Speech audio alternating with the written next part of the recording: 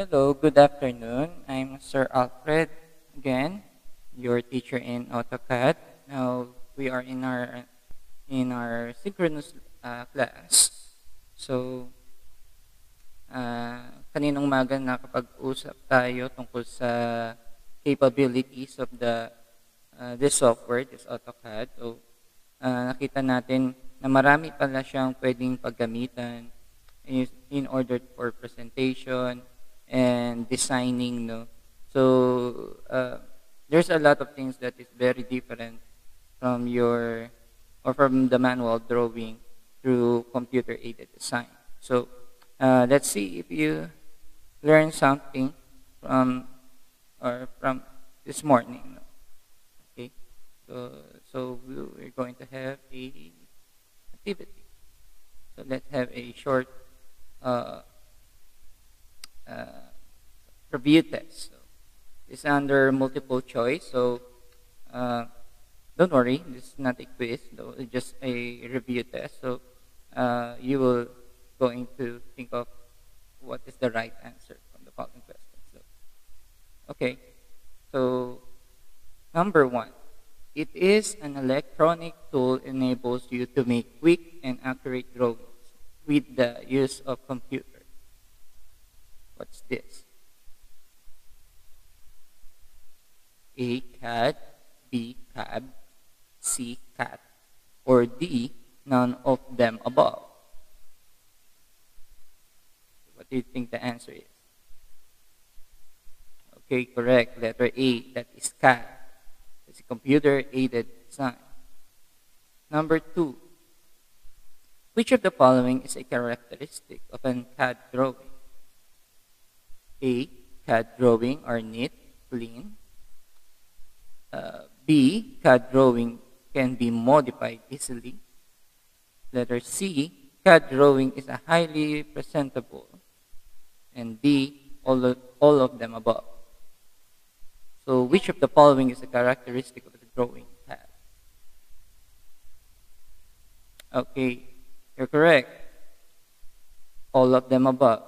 Because CAD drawing is very neat, because any error can be erased easily by using only delete or erase command. CAD drawing can be modified easily. You can use shortcut commands or even mouse commands also. CAD drawing is a highly presentable. Siyempre naman, no, computer-aided siya. So, the advance of the technology today is can present, no, na napakagandang effects for presentation. Okay. Number 3, which of the following is not a basic concept of CAD drawing? Which of the following is not a basic concept of CAD drawing? Letter A, you can create fine drawing with presentation, symbols, and text style. You can change the rhythm and the melody of the composition. CAD provides flexibility to make quick alternation to drawings. And letter D, the CAD can be used to prepare project reports. So which of the following is not a basic concept of CAD drawing?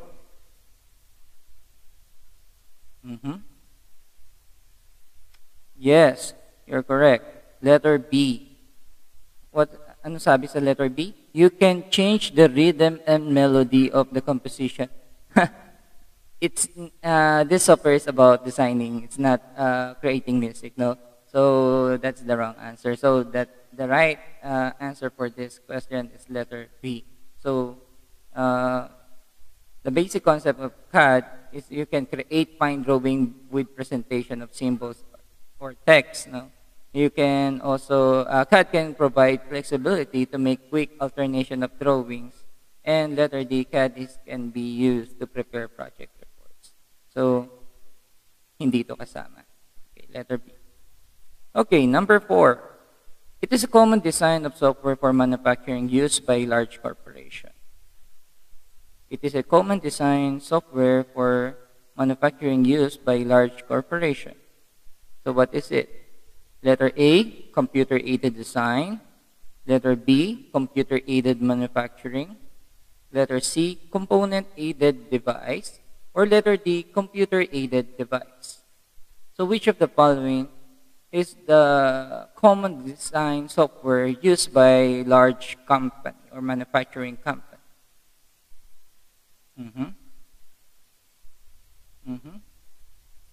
Okay, correct.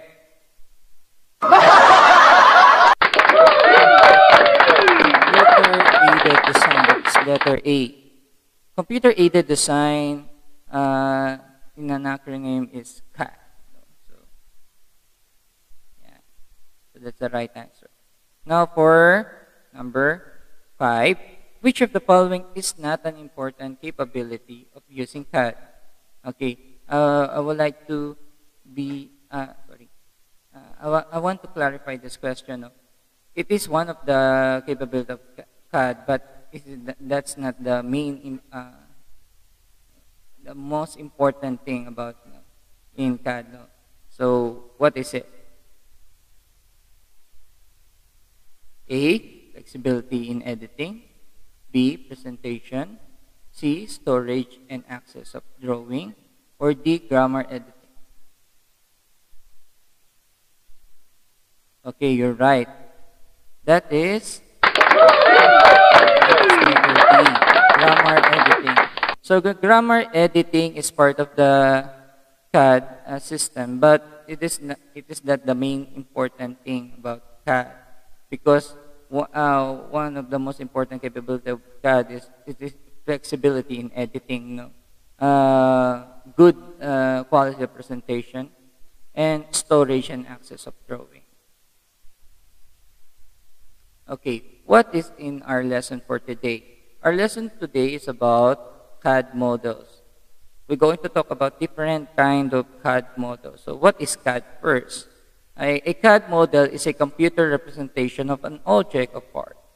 It contains all the design information, including geometry, dimension, tolerance, materials, or manufacturing information. CAD models replace the paper blueprints and engineering drawing.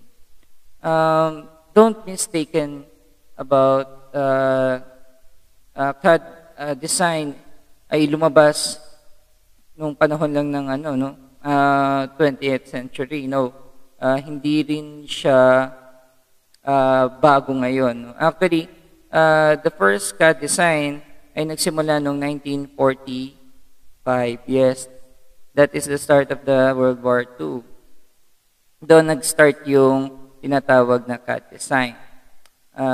Actually, kasama siya sa sa mga system na tinatawag na supercomputer noon. Dati ang supercomputer nga, sabi sa computer lesson natin ng mga bata tayo, ang unang sistema ng supercomputer ay mag-calculate lang. Pero kasama sa pagkakabuo ng supercomputer ang pagkakabuo rin ng CAD. So matagal nang merong CAD actually. Pero syempre, nagbabago ang modeling dahil tumataas yung ating modernization ng computer. No? So na-modernize na yung CAD dati. No? So a CAD model CAD model is the presentation of object of parts. Yung mga information including geometry. Yan, yung pag sinabi na geometry, those are shapes, no? The triangle, circle. Okay. Kung sa manual drawing, napakahirap gumawa ng oblong, no? Mahirap gumawa ng perfect circle. Kung gagamit tayo ng mga drafting tools, doon lang tayo makaka-achieve ng mga perfect shapes nito. Pero sa AutoCAD, sa CAD modeling, napakadali na natin gawin ito. Dimensioning. Okay, hindi mo na kailangang maglabas ng ruler or malito sa paggamit ng metric or English system kasi si CAD, kaya niyang gawin yun para sa iyo.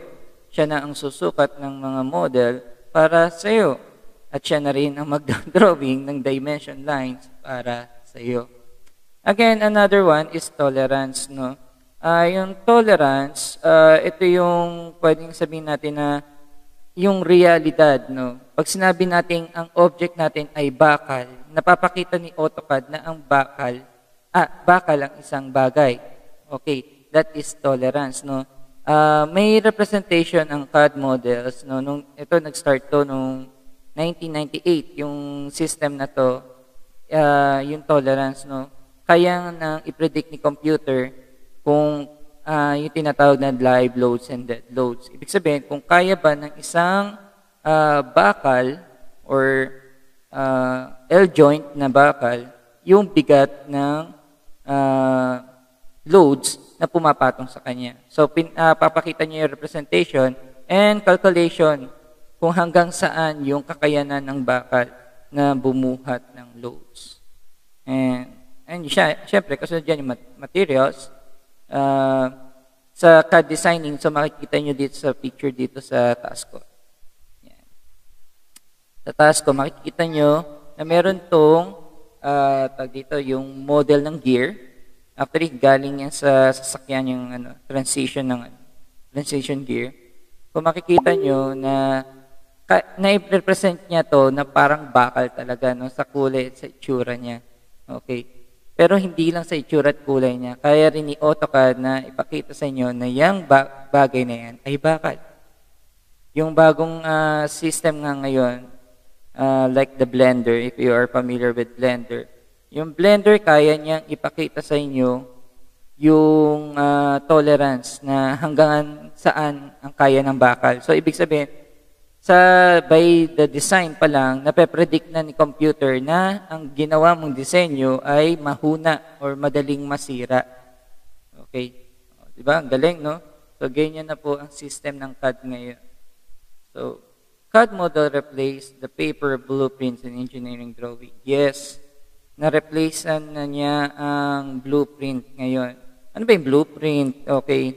Kung tinuturuan po kayo ni Ma'am Batas tungkol doon sa manual drawing, that is only yung black and white. Pero pag pinarami na siya or dinuplicate na siya, it is printed into blueprints. So nagkakaroon ng reverse, yung puti nagiging blue and yung black nagiging white. So ganun po yung blueprint. And engineering drawing, okay, ito dati, madugo ang engineering drawing dati nung panahon namin, around 90s kasi talagang manual computing bago makuha yung tolerance ng bagay, kinakalculate pa namin dati. Pero ngayon, you don't need to calculate anything. The computer itself can show you the final results, the tolerance of the things. So ganun ka high-tech na ngayon about engineering. Alam niyo ba nung ako ay graduate, dala-dala ko yung knowledge ko ng aking manual drawing. Pero actually, pagharap ko doon sa mga company ngayon, hindi nila hinahanap ang galing mo sa manual drawing. Ang hinahanap na nila ngayon ay yung kaalaman mo sa CAD. Mas madali ka makakapag-apply kung meron kang knowledge sa CAD kaysa may knowledge ka sa manual drawing. Manual drawing is also part of engineering and blueprinting, but only for designing or your sketching. Pero in a final product, laging na tayo, sa panahon natin ngayon, automated na lahat. Dadaan talaga kay CAD. Okay. So, hindi ibig sabihin ko na wala ko sinasabi na walang kwenta yung natutunan nyo, yung kayo ay grade 9 in manual drawing. No. It means, in part of designing, kailangan talaga tinatawag natin the step-by-step procedure. Before you learn the CAD system, you must also know the manual designing. O kahit naman ako, when I go to college, we start in manual drawing. And my last 2 years in college, yun nga, AutoCAD na kami, panay automated na. Because that's the trend of the new age. So, lalo na kayo sa panahon nyo ngayon. Pagpasok nyo ngayon kung kayo ay papasok na engineering and architecture, expect na meron pa ring manual. Kasama pa rin yung manual drawing. And a part of it, you will be introduced to CAD. So, mas maganda kung i-continue to ng 11 and 12 kasi pag nakuha nyo na yung natapos nyo yung 12 nyo ng drafting, you have already holding the NC2. It means pwede na kayo mag-apply as a draftsman sa mga ibang company kung gugustuhin nyo na magtrabaho. Kaso nga lang, you will not earning the title as an engineer architect. You just only be a draftsman. Okay. Anyway, we're going to. I know that Ma'am Batas already explained you what is a draftsman. Okay. The simplest model used in CAD. The simplest model na ginagamit namin sa CAD is what we call the 2D model. What is a 2D model? Yan. You can see on the picture, kung ano yung naituro sa inyo ni Ma'am Batas, we call them 2D drawing. Okay, bakit 2D drawing? It defines like this, no? How can you define a drawing that is 2D? A 2D drawing only shows 2 dimension. Ano yun? Okay, the height, and the width. Pag ang drawing nagpapakita lamang ng height and width, pero hindi ito nagpapakita ng yung kanyang kapal, ay siya ay 2D lamang. Okay. So 2D models is essentially the computer graphic equivalent to orthographic projection. Ano yung orthographic projection? You have already have a lesson in your grade 7 and grade 9 about orthographic projection. What is orthographic projection? This orthographic projection is a projection of the 3 dimension of a model. Okay, representing by means of 2D projection. Ano yun? Diba, as you can see on the picture, at the left side, that's the isometric drawing of this object. And you can see on this, at its right side, no, makikita niyo yung top view, left side view, and the front view of the object. So it all represented as 2D. What I mean 2D? It's all represented its heights and length only. Okay, nakuha nyo? So that is orthographic projection. So what is the meaning of the orthographic projection? Take note of this. Orthographic projection is the means of representing 3-dimensional object in 2 dimensions. It is from a parallel projection in which all projection lines are all orthogonal to projection plane, resulting in every plane of scenes and appearing of a fine transformation of a viewing surface. Yeah. So, yan po ang tinatawag nating orthographic drawing. As I remember when I was working in Almasoro Motors, no, as a draftsman, gamit na gamit ang orthographic drawing doon. Kaso nga lang, in AutoCAD form. Bakit ginagamit tong orthographic drawing? Kasi, pag sinabing mechanical parts, napaka-komplikado niyan. Kung mapapansin nyo dito sa drawing na nakikita nyo on your screen, may mga butas yan. Pag mali ang pagkakabigay mo or sala, hindi nyo na-center yung below. Pag idinaan yan sa machine, sa CNC, malalaman nyo kung ano what is CNC. Pag kinortihan na yan ng machine at mali yung hindi magsaswak yung mga screw na dadaan doon sa mga butas na yan. So, nagsasayang tayo ng materyales pag hindi tama ang sukat. Kaya napaka-importante ang disenyo, pag-design gamit ang orthographic drawing. So, remember that. Sana mapag-aralan nyo pa maigi ang orthographic. So, what is a 3D model? 3D model is the most general model used in CAD software. Pag sinabing CAD software, napakadami na ngayon CAD software. Hindi katulad dati na pag sinabing designing or CAD designing, lagi pumapasok sa mga old teachers, yung mga lumang teachers. Just kidding. Okay, yung mga naunang teacher ko, laging AutoCAD. Yes, AutoCAD. Kasi siya ang siya ang una. sa lahat ng CAD models in architectural and engineering design. Hindi ko sinasama yung mga movie, baka akala nyo ginagamit sa movie. Okay, so, una siya, kaya unang pumapasok sila sa isip nila ang AutoCAD. Pero guys, sa panahon nyo ngayon, ang dami ng CAD na pwede kayong ma-encounter. And those CAD ay nakadepende sa anong gamit niya.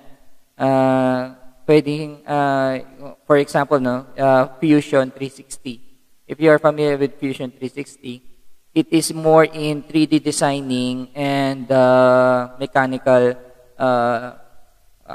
parts. Ang maganda kasi sa Fusion 360, meron siyang capability na ipakita sa inyo kung paano gumagalaw yung makina. Halimbawa, gumawa kayo ng yung pedal ng bisikleta. Hindi lang 3D model ang kayang gawin. Pwede niyang ipakita sa inyo kung paano mag-rotate yung pedal. Oo, tama. Yan yung nakikita niyo sa mga 3D animation. Isa sa mga karakteristik ng mga bagong CAD ngayon. Marami na tayong CAD design ngayon. Pag inopen mo ang Autodesk, yung Autodesk, marami ng iba-ibang klaseng CAD design ang ginagamit ng Autodesk. Okay, mapag-uusapan naman natin yan by mga next topic. Okay. So, 3D model is one of the most used nga sa field ng designing. Bakit? Mas presentable siya. Mas presentable bakit? Nakikita mo yung isometric ng object. Di ba tayo, we know how to draw isometric drawing because Mambatas already taught us that. But the thing in AutoCAD, kaya mo siyang i-rotate. Kaya mo siyang paikutin. Like this video, di ba nakita niyo? Kaya niyang paikutin yan. Kaya niyang paggalawin, no? Yan. So this model here, yan, is under in a 3D design. Ganda. Okay. Yan. So yan, gumagalaw, no? Kaya niyang paikutin yan. You can revolve the whole object from top view and any part of any side of the object. It's a good representation. That is 3D model.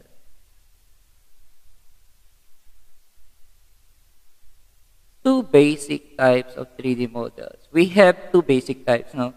The first one is what we call the wireframe model. Bakit kaya tinawag siyang wireframe model? Think about it. Look at the picture. Okay, very good.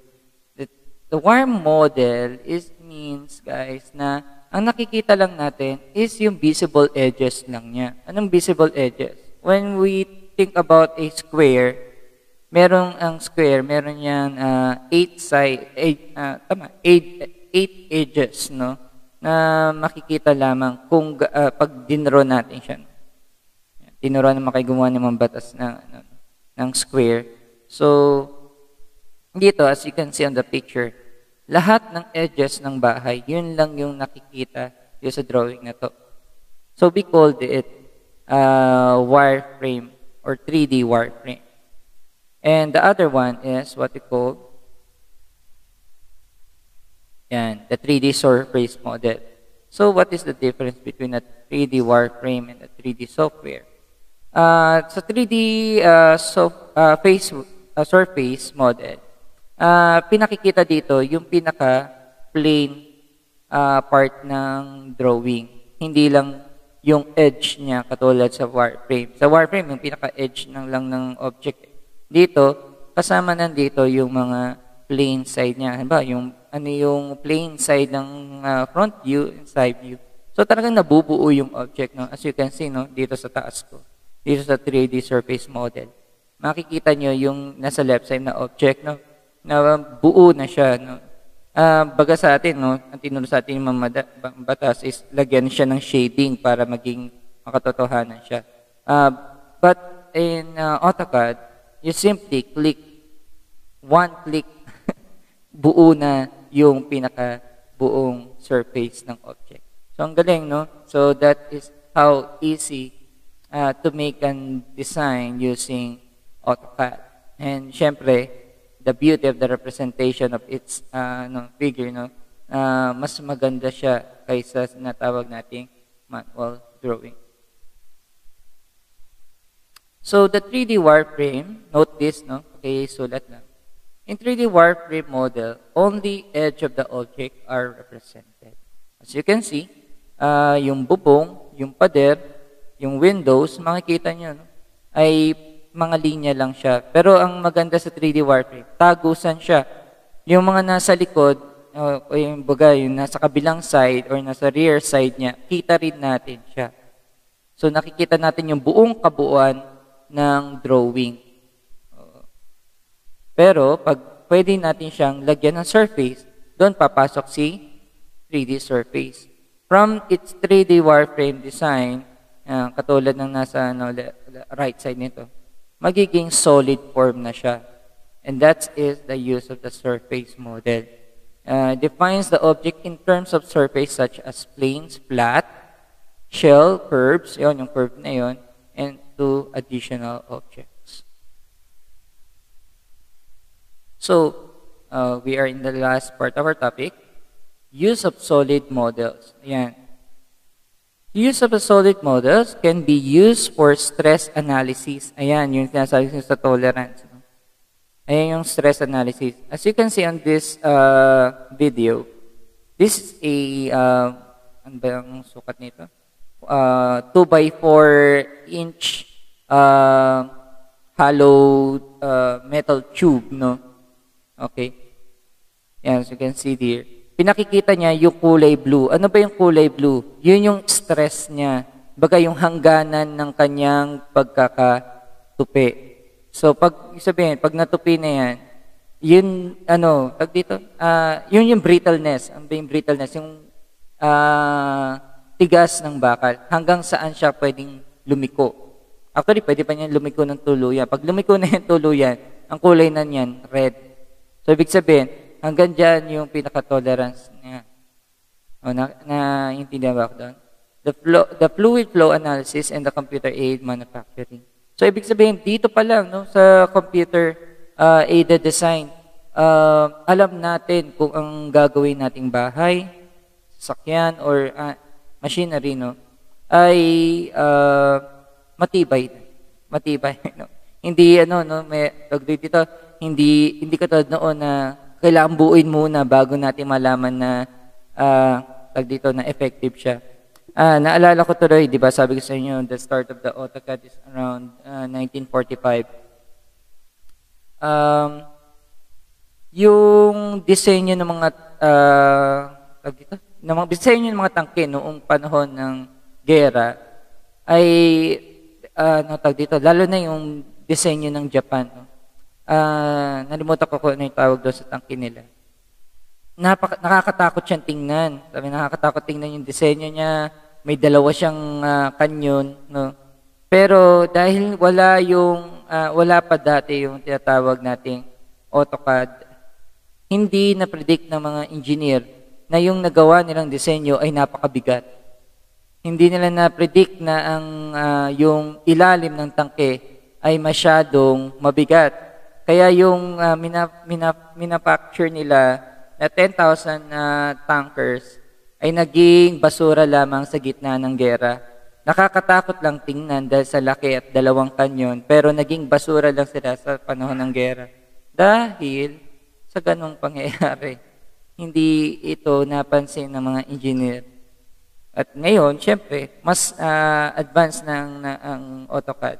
Mabilis na nalalaman kung effective ang design in base of this kind of. Nakakatuwa. Kasi nabot ko rin to dati nung nasa Almasora Motors ako. Effective siya, no? Kasi dati raw, nung hindi pa raw uso dito sa Pilipinas ang AutoCAD, ang tagal bago raw ma-aproban yung mga disenyo ng mga bagay-bagay. Kasi, syempre, dumadaan sa engineering math yung mga bagay-bagay. No? Pero ngayon, hindi na. Because yung AutoCAD, pero na siyang automatic analysis agad doon sa nagawa. You can analyze heat, transfer analysis, fluid flow, yan, lahat kaya na i-analyze through computer. Okay, may nagtanong sa akin, Sir Alfred, 100% po yung analysis niya. As I can say, no, numbers don't lie, sabi nga nila. Pero, yung, minsan kasi, nasa design process yon. Nasa disenyo mo, tama, kasi dumaan siya kay computer. Pero pag dumaan na siya sa manufacturing, yung bagay mismong nagawa na, doon nagkakaroon ng problema. Halimbawa, hindi sinunod ng mga nagawa yung disenyo mo, doon nagkakaroon ng problema. Okay? Okay, punta tayo sa about manufacturing. In manufacturing process to automatically generate machine tool path to machine an object. Okay. So, sa manufacturing, ito maganda to, no? Sa AutoCAD, ang AutoCAD na rin ang ginagamit na utak ng mga computer ngayon. What I mean utak ng mga computer? What I mean robot, na mga robot ngayon. Sa Japan, AutoCAD rin ang ginagamit nila para bumuo ng mga sasakyan. Ang mga robot nila, yan, sila ang pumuputol, kumukurba ng mga aluminum parts ng sasakyan, yung frame niya. No? Siya ang bumubuo doon sa sasakyan. Paano nagagawa ng robot yon? Kasi sinusunod lamang niya kung ano yung design na nilagay ng engineer doon sa system. So ngayon, ang magiging malaking problema, naalala niyo, di ba nga sabi sa inyo, napaka-komplikado niyan. Pag mali yung pagkakalagay mo ng butas or hindi wala siya sa center or mali yung dimension ng butas, doon nagkakaproblema. Paano kung nakagawa na ng 10 frame ng sasakyan, mali yung nagawang design. So doon nagkakaroon ng problema. Okay. So number 2, to simulate removal of material from initial block of material into computer. Ayun. Familiar na ba kayo sa computer numerical control or what called the CNC? Okay. Kung familiar kayo, may tinatawag na CNC machine.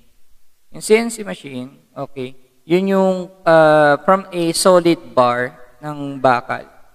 Inuukit yun ng isang drill machine na kinokontrol ng isang robot. Yung design na yun ay system na galing sa mga CAD software. Okay. Usong-uso ngayon, what I mean uso, no? Mas ginagamit na siya ngayon. Katulad dati, no? Actually, ginagamit yan dati, kaso nga lang, hindi nagiging accurate. Siyempre, as I always say, no? Nagbabago na kasi ang panahon ngayon. Mas nagiging advanced ang technology, mas nagiging accurate na ngayon ang mga bagay. Nakakatuwa nga kasi after this CNC, lumalabas na rin yung tinatawag natin 3D printing. Okay. Yung idea kasi ng CNC is reverse, kabaliktaran naman ng 3D printing. Kung ang CNC, inuukit niya yung bakal hanggang ma-form yung object, ang 3D printing, kabaliktaran naman niya. Binubuo niya yung object na binuo mong 3D into, syempre, in an object on an item. So, ganun po ang 3D printing. No? Pero sa CNC, kabaliktaran naman siya. Inuukit niya. Okay, saan ginagamit ito? Sometimes ginagamit rin ito sa pagbuo ng sasakyan or siya yung pagbutas ng mga sasakyan, yung pintuan, mula sa plain sheet of metal hanggang sa binubutas niya to. So, ganun po ang paggamit ng CNC. It simulates the removal of material from initial block of material on the computer. And the last, it can be linked to computer numerical control. A machine can carry out the removal of material automatically, allowing many identical parts to be machine-based directly to solved models. So, mas bumibilis ang production gawa nitong CNC, no? At syempre, mas maganda at nagiging accurate yung design. So, kasi hindi ko naman pwedeng ikumpara yung, mali ako para ikumpara yung galing ng tao sa sa makina, no? Kasi hindi ibig sabihin pag machine na siya, hindi na siya nagkakaroon ng yung malfunction or hindi perfect na lahat ng ano. Siyempre, kailangan pa rin ng tulong ng tao kasi kung merong defect or may problema sa machine, ang tao pa rin ang maasikaso doon. Ang nagiging problema nga lang pag machine na ang nagtatrabaho, nababawasan yung manual labor. Ano ibig sabihin manual labor? Nababawasan ng trabaho. Kasi mas inaasa ng tao ngayon ang trabaho sa makina. So, yun lang. Shared lang. Okay. So, that is the use of CAD in solid models. So, di ba? Ayos, no? Ganda. Okay. So, yeah. So, let's have a recap, no? Balikan natin yung naging lesson natin. So, I have here two pictures. Alin dito or which of the two is an AutoCAD orthographic projection? Ito ba nasa taas ko? Itong nasa right side ko. Alin ba sa tingin niyo dyan? Okay, tama. Orthographic. Okay, orthographic yung itong nasa itaas ko. Kasi, nagpapakita ito ng 3 views using 2D design. Okay, 2-dimensional. Okay, very good. No? Ito naman nasa left side natin ay solid. Okay, which of the two is a 3D wireframe? Alin dyan raw yung 3D wireframe? Ito bang nasa taas ko? Itong nasa kanan ko. Okay, tama. Itong nasa kanan ko. Ano nga ulit ang characteristics ng 3D wireframe? Ang 3D wireframe only shows all the edges of the object, while this one is the surface, 3D surface model, which shows the surface of the model. Okay. For your post test for today, so magsesend ako sa inyo ng Google link para doon. Ayan, this is your post test under multiple choice. Only 5 questions, but each questions has 2 points each. No, so 10 points for 5 questions. So, tapos after this, you have your asynchronous activity for today. Yan, dito yung asynchronous activity. I-open ko na siya. Yan, yan. So, inan ko na sa inyo lahat yung ating gagawin. So, sa loob nun, yan. So, ito siya. So, same thing. Lalagyan nyo ng pangalan. Tapos, advisor, date, and section. Tapos, dito. Ang gagawin nyo dito, print out or cut out a picture. So, maglalagay kayo ng picture dito. So, pag open kayo, halimbawa, orthographic projection, copy nyo yan. Tapos, search lang kayo. Search nyo, orthographic projection. Pag may nakita kayong example ng orthographic projection, ayan, ito, gusto example of orthographic projection.